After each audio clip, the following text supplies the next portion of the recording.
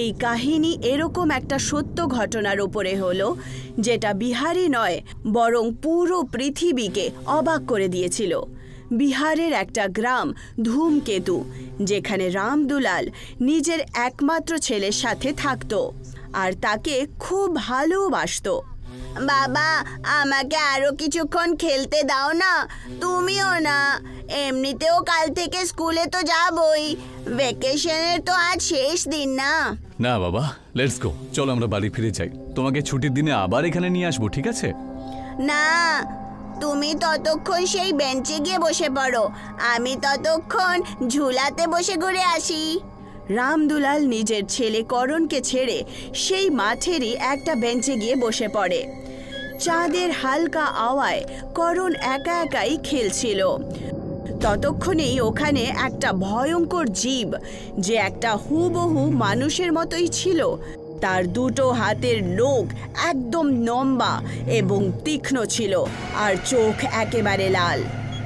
আরে কাল থেকে আবার স্কুলে যেতে হবে, কিন্তু বাবার কাছে জেদ করে প্রত্যেক সপ্তাহে এখানে আসব। করণ ওখানে খেলছিলই যে তক্ষুনি ওখানে সেই রাক্ষস খুব দ্রুত গতিতে তার কাছে চলে আসে। করণ যতক্ষণ চিৎকার করত ততক্ষণে সে ওকে নিয়ে গেছিল। এই ব্যাপারে রামদুলাল কিছুই জানতো না। কে তুমি? কে তুমি? আর আমাকে এই জঙ্গলে কেন নিয়ে এসেছো? করণের এইটুকু বলা মাত্রই সেই রাক্ষস নিজের তীক্ষ্ণ নখ করণের বুকে ঢুকিয়ে দেয় আর তার মধ্যে লকরসুঙ্গা লিখে দেয়, যার কারণে করণের চিৎকার পুরো জঙ্গলে ছড়িয়ে পড়ে।